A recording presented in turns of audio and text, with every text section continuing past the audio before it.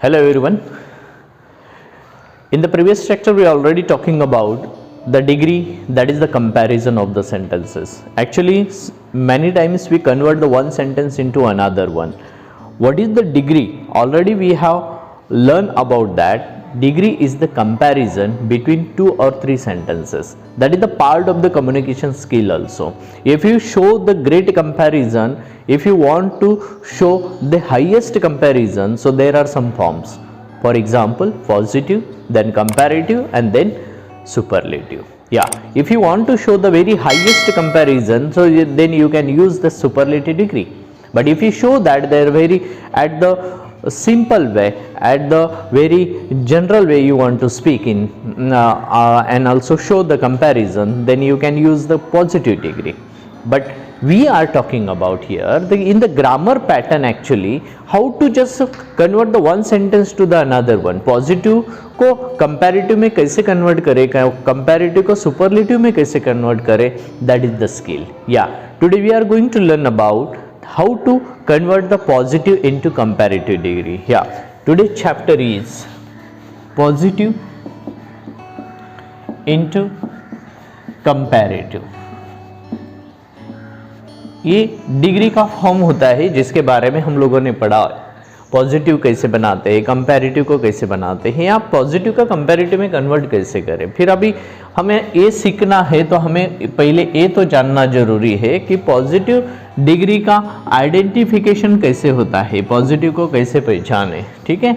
And then second one is comparative. दोनों में क्या क्या बदलाव किए जा सकते हैं वो हमें देखना है. At the first stage we have to just first identify the adjective, which adjective is there, because with the help of the adjective you are going to compare one sentence to the another one. For example, positive degree, you will find the adjective in the form of as के बीच में हमेशा adjective को पाया जाता है. कई बार ऐसा होता है कि as की जगह पे आप so as का भी यूज कर सकते हैं. I would like to take the one example here, great. Okay, great एक एडजेक्टिव ऐसे मान लो, फिर ये सेंटेंस में कैसे आएगा, as great as, then so great as. Now we are talking about कि बहुत बार ऐसा होता है कि पॉजिटिव डिग्री की शुरुआत ही नो अदर से होती है, नो अदर से शुरुआत होती है. ओके, और कई बार कुछ सेंटेंस होते हैं कि जिनकी शुरुआत वेरी फ्यू से होती है. अभी दोनों में क्या फर्क है. When we are talking about the singular form, then your sentence will be started with no other, and if your sentence if you want to show the plural form, then your sentence will started with very few. ये दोनों में फर्क है. मतलब हम लोग अगर किसी एक के बारे में बात कर रहे हैं तो आपके सेंटेंस की शुरुआत नो अदर से होनी चाहिए. अगर हम लोग ज़्यादा लोगों के बारे में या ज़्यादा ऑब्जेक्ट के बारे में बात कर रहे हैं तो our sentence will be started with very few. तो ये होता है, दैट इज द आइडेंटिफिकेशन. मतलब पॉजिटिव को पहचानना है तो इस तरह के वर्ड्स उसमें आएंगे. अगर इसी को कन्वर्ट करना है कंपैरेटिव में तो क्या चेंज किया जाता है. द फर्स्ट वन इज, एक तो एडजेक्टिव को लास्ट में ER सफिक्स दो. ठीक है, नहीं तो कुछ वर्ड्स ऐसे होते हैं जिनको हम ER लास्ट में नहीं लगा सकते, तो उनके पहले मोर का आना बहुत जरूरी होता है. Then we are talking about no other. यहाँ पे आया तो एक वचन वहाँ पे है तो यहाँ पे आपका चेंज आएगा than any other. And very few वहाँ पे है तो your sentence will be consistent with than many other. So you will see that this word are showing कि ये वर्ड दिखाता है. मैनी मतलब यहाँ पे प्लूरल है, एनी मतलब यहाँ पे सिंगुलर है. तो दोनों में ये फर्क है. अगर पॉजिटिव को कंपैरेटिव में कन्वर्ट करना है तो आपका एडजेक्टिव एज में आता है. फिर हम लोग एग्जाम्पल के तौर पे कैसे लेते हैं, एज ग्रेट एज, यहाँ पे आता है सो ग्रेट एज. यहाँ पे ग्रेटर, ग्रेट को लास्ट में ER लगता है, ग्रेटर. और कुछ वर्ड्स ऐसे होते हैं जैसे कि मान लो कि ब्यूटीफुल है तो ब्यूटीफुल तो मोर ब्यूटीफुल हम लोग ऐसे बोल सकते हैं. ठीक है, तो ये चेंज होता है. नो अदर से शुरुआत होती है, यहाँ पे देन एनी अदर आएगा. यहाँ पे वेरी फ्यू है तो यहाँ पे देन मैनी अदर आएगा. So this is the comparison. Okay, so we can convert with the help of these basic tips. ये टिप्स के द्वारा हम लोग चेंज कर सकते हैं पॉजिटिव को कंपैरेटिव में. ओके, तो हम लोग एक सेंटेंसेस लेते हैं, फिर आपको समझ में आएगा कि किस तरह से सेंटेंस को कन्वर्ट किया जाता है. So I would like to take some example. So there is one example which will help us to convert the positive into comparative. Okay, see, for example, India, I would like to take another very simple example. For Smita is as clever as Nita. Okay, this one is the example. Second one is no other captain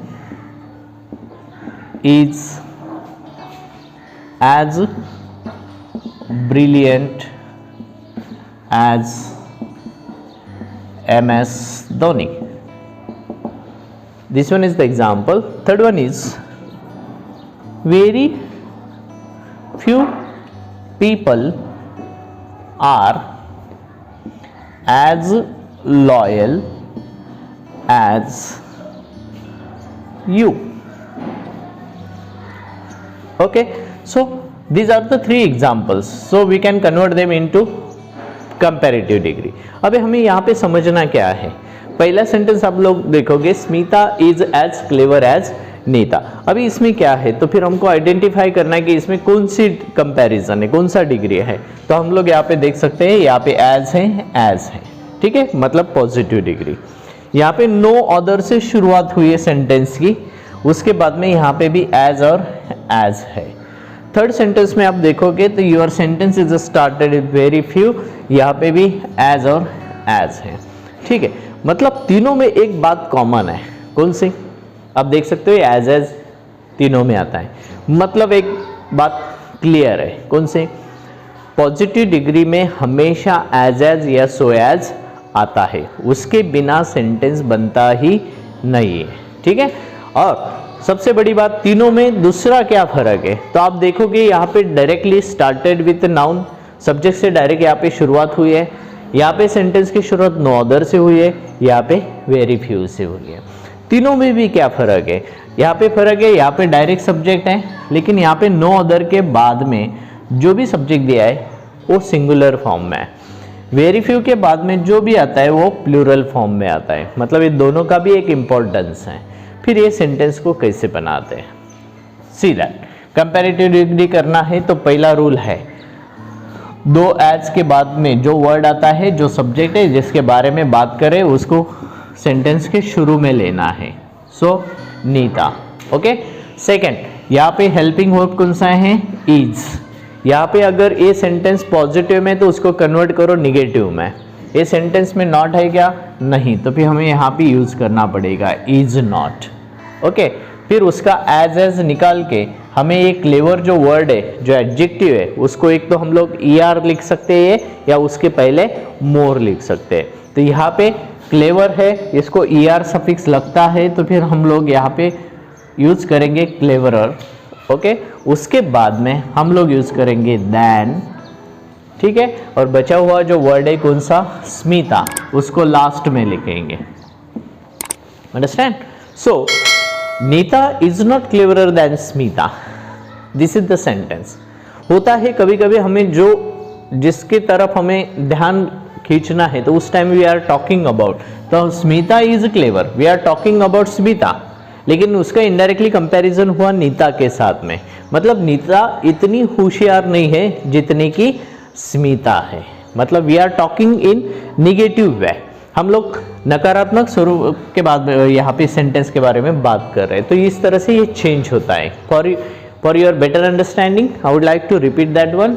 second as के बाद में जो भी word आता है उससे sentence की शुरुआत होती है. ओके. उसके बाद में जो हेल्पिंग वर्ब है उसको यूज करना है. अगर ये सेंटेंस में नॉट नहीं है तो उसको नॉट लिखना है. दूसरा है एज को निकाल देना है. जो एडजेक्टिव रहता है उसे एक तो ER दे सकते हैं या उसके पहले मोर लिख सकते हैं, लेकिन ये जो वर्ड है क्लेवर और इसको ER दिया जा सकता है, इसलिए हमने यहाँ पे ER लिखा। और यहाँ पे दैन लिखना है क्योंकि किससे बढ़कर है इसलिए दैन लिखना पड़ता है। और जो सब्जेक्ट है हमारा स्मिता, तो उसको हम लोग लास्ट में लिखेंगे। तो इस तरह से सेंटेंस बनता है। अभी now we are talking about second one. अभी यहाँ पे भी वैसे ही दूसरे एच के बाद में कौन सा वर्ड है? MS Dhoni. Then your sentence is started with MS Dhoni. Okay, now helping verbs is, अभी यहाँ पे नॉट देने की जरूरत नहीं है क्योंकि ऑलरेडी सेंटेंस में नो है, ठीक है। फिर सेंटेंस कैसे बनता है? MS धोनी इज, फिर यहाँ एज को निकाल देना है। ब्रिलियंट को ER नहीं लगता है, ब्रिलियंटर ऐसे हम कभी नहीं बोलते, इसीलिए हमको यहाँ पे यूज करना है मोर ब्रिलियंट, मोर ब्रिलियंट। तो ये हो गया तुम्हारा सेंटेंस के बारे में, मोर ब्रिलियंट। और यहाँ पे जो वर्ड है नो अदर, उसको निकाल देना है। वो निकालने के बाद हम लोग यहाँ पे यूज करेंगे देन एनी अदर। इस तरह से सेंटेंस आता है, देन एनी अदर। अभी बचा हुआ पार्ट कौन सा है? कैप्टन। हम लोग लिख देंगे यहाँ पे कैप्टन। हो गया sentence. Now you can read very easily, MS Dhoni is more brilliant than any other captain. This is the sentence. Okay, कितना सिंपल है, मतलब हम लोग इस तरह से सेंटेंस को बना सकते हैं। सेकंड, अभी जो लास्ट है वो सेंटेंस में भी देखो। दूसरे इसके बाद में कौन सा वर्ड है? यू। हेल्पिंग वर्ब कौन सा आया है? आर। ओके, यहाँ पे भी नॉट लिखने की जरूरत नहीं है। एज को निकाल दो। बचा हुआ वर्ड कौन सा है? लॉयल। लॉयल को भी ER नहीं दे सकते, इसलिए यहाँ पे लिखना है हमें मोर लॉयल। ओके, इस तरह से बनता है मोर लॉयल। लेकिन यहाँ पे वेरी फ्यू वर्ड है, वेरी फ्यू मतलब ज्यादा होते हैं, इसीलिए हमको देन एनी की जगह पे यहाँ पे देन मैनी अदर लिखना पड़ता है, than many other. And now remaining part is people. इस तरह से आपका सेंटेंस बनता है। ओके, सो आप समझ सकते हो कि पहला सेंटेंस, दूसरे सेंटेंस, तीसरे सेंटेंस में क्या फर्क है।